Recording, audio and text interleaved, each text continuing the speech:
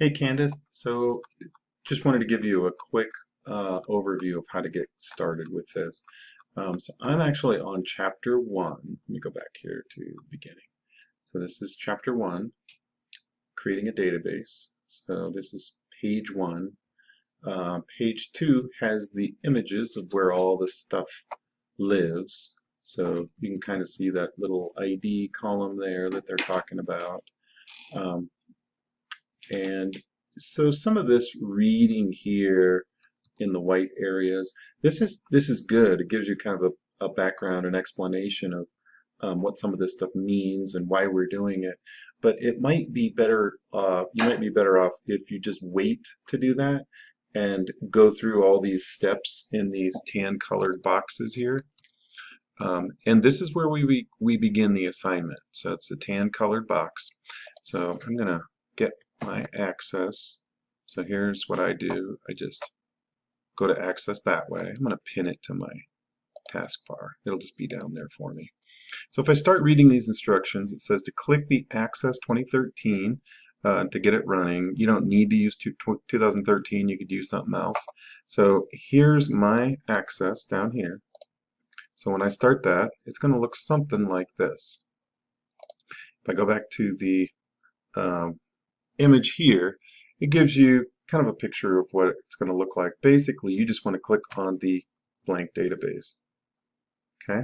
And it's going to talk you through this here. So in step 2 on page 9, it says to click the blank desktop database. So if I come here and it says blank database, if I click on that guy, brings up this screen. Let's go back and look at the pages. It says to, in the file name box, type Chatham. Okay, so I'm going to go here. I'll type Chatham. And then I'm going to put this in a folder just for this class. Like that.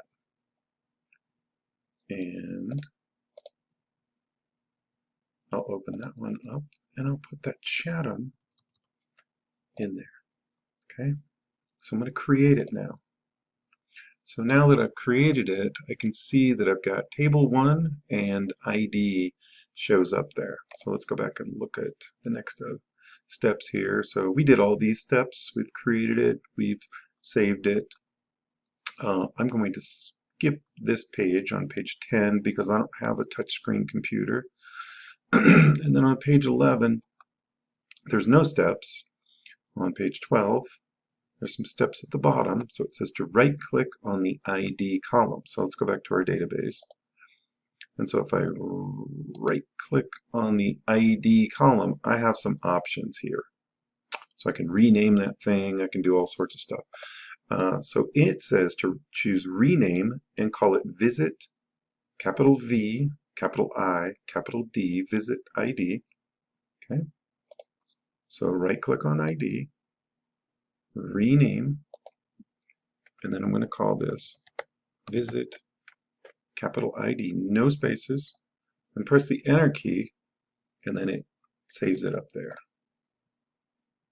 Moving right along. Okay, so you can kind of see this image on page 13. It's kind of telling you what some of this stuff actually means here. And if I go over to page 14, we're going to change the data type. So in other words, the type of information that can be stored here. And we're going to click on the data type arrow and click on the short text. And so they're kind of showing that to you right here. But if you also look really closely, you'll need to click on the Fields button. So if we go back to our database, so there's the visit ID. If we go to the Fields button here, then you'll notice over here it says auto number. We actually want to change that to short text. Okay, so we've just changed it to short text. We haven't really saved anything yet. And okay, so we're going to make another one here.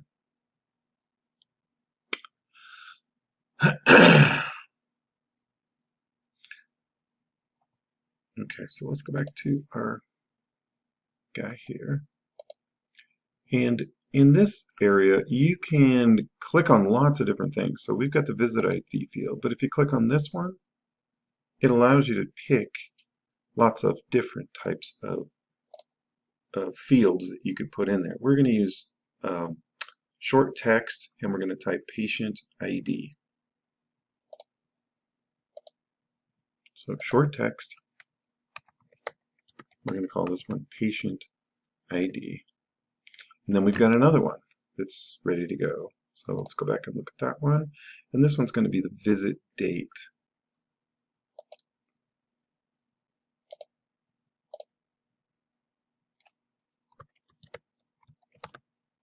Notice how I'm capitalizing things. And let's see if we've missed anything. So they want the visit date to be a date and time field. So I kind of screwed that one up, so we can go back. And here's our visit date.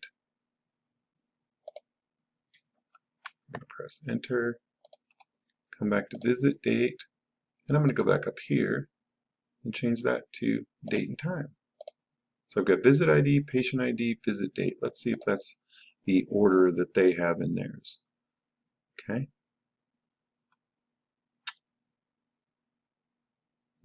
Okay.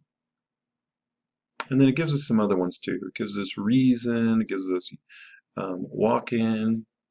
All right, so we're going to call this fourth one reason short text.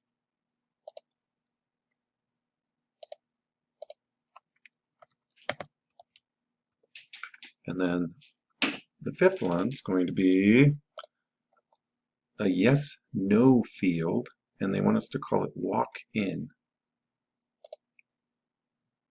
So if we come up here, we're looking for yes/no,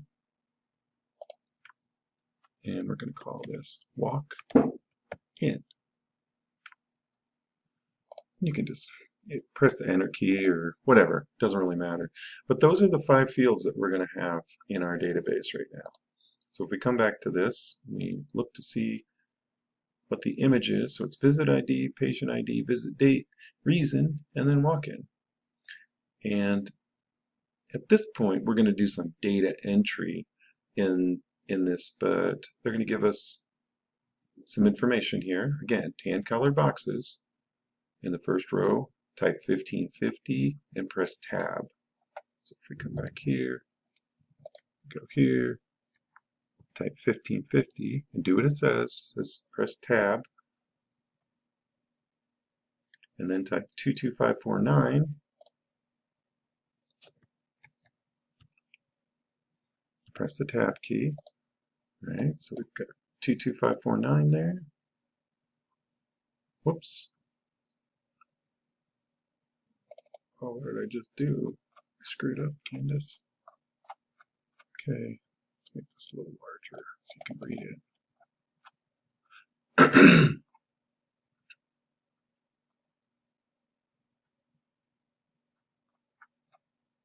What page was I on? Okay, here we go. So we've got our 22549 here that we entered into the patient ID. And then it says to type 12/1/15 in the visit date. So let's go back here. 12/1/15. Something like that. It doesn't need to be exact. Okay, and then we're going to tab over influenza and then press the space bar. So reason is going to be influenza. And then this, I tab over, and then I press the space bar, and it actually puts a check mark there. And then if we look back here in our instructions, it says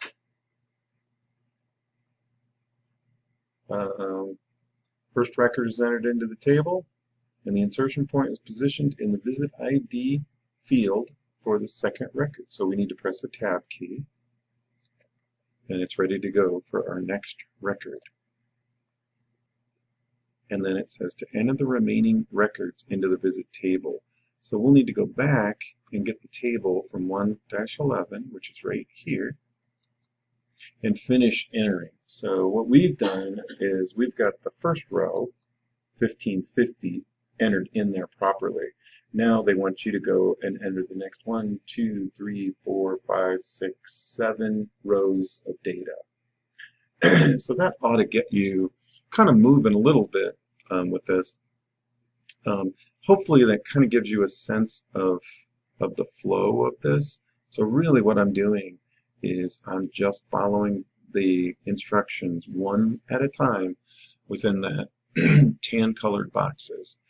And see if you can get that far and get all of this data entered like it is on this figure 114 on page AC19. And we'll go from there. I think that'll take you a little bit of time to be able to get that table set up properly. And and just remember, you're coding and you're entering data. So coding is probably the new skill for you.